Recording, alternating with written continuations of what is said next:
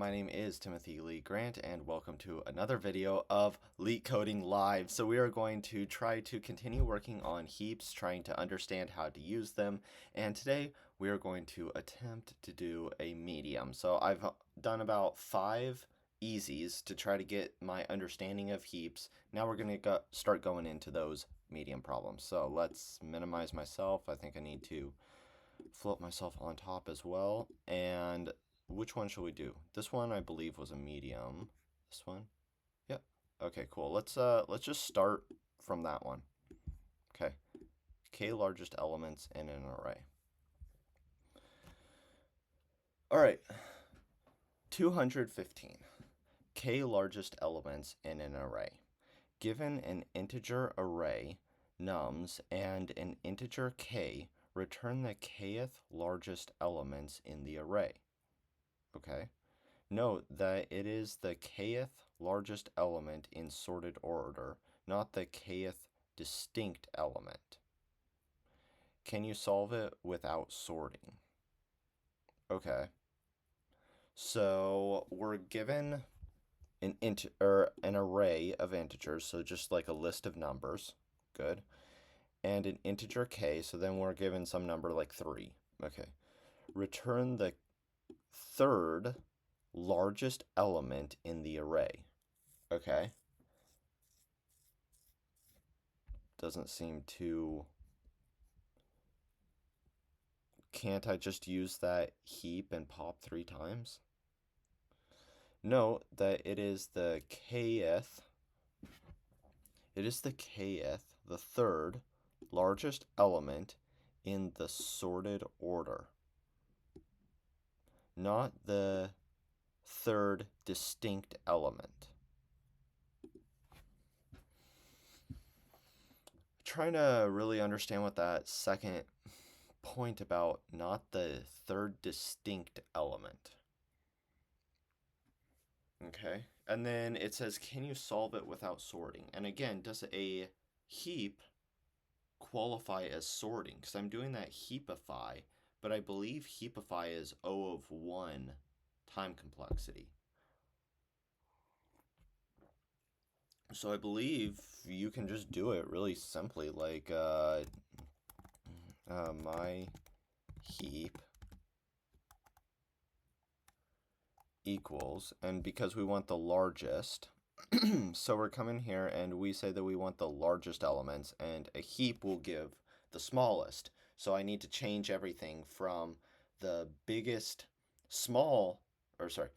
from like the biggest number to be the most negative. So now everything is flipped. If I make all of my numbers in my list negative, it flips them where the largest number is actually the largest negative number, which is the smallest.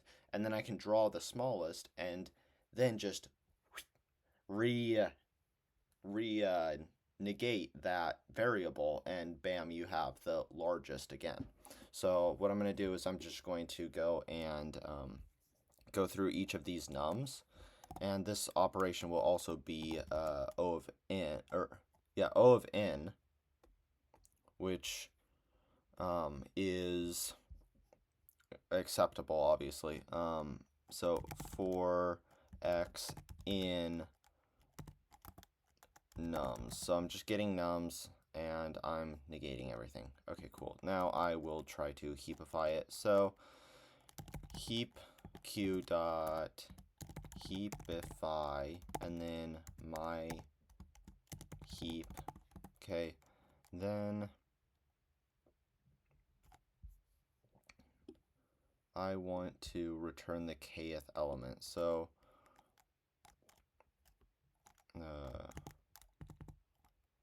current equals 0,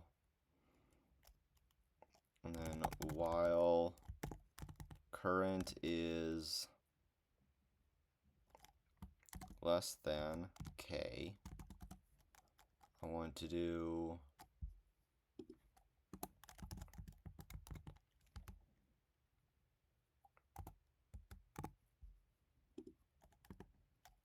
something like this. So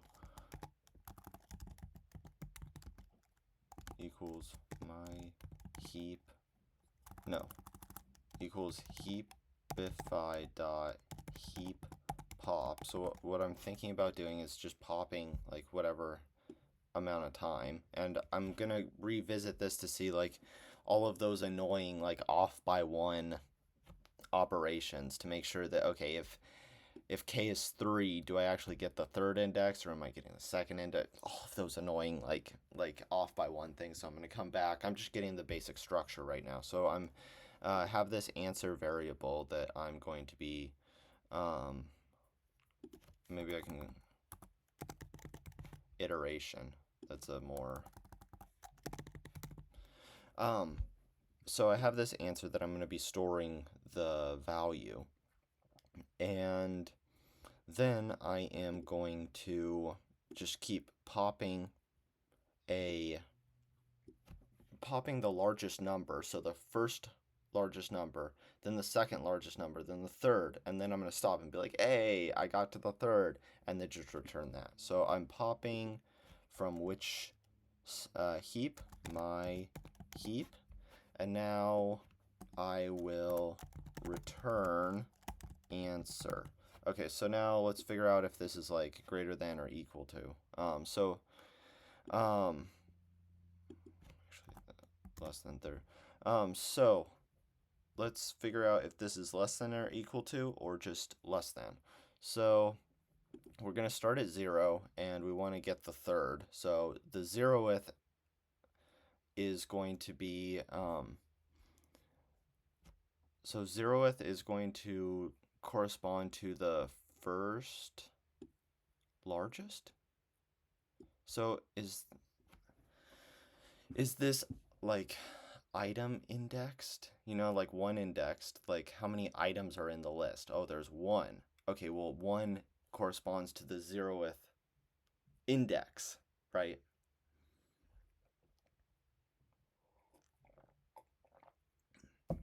So if I want the third largest, it's going to be 0, and then it's going to run this while loop, okay?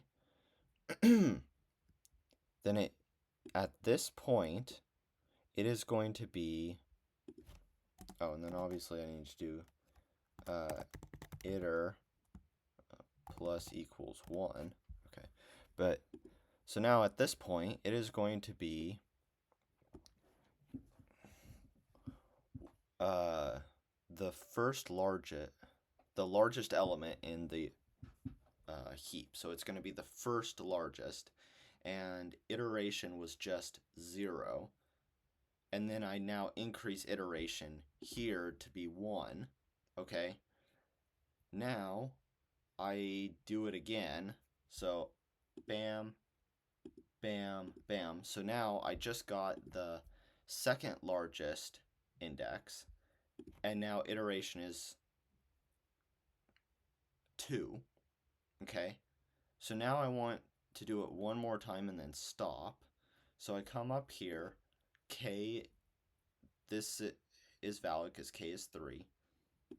So I come here, and now I get the third largest. Now the iteration is now 3.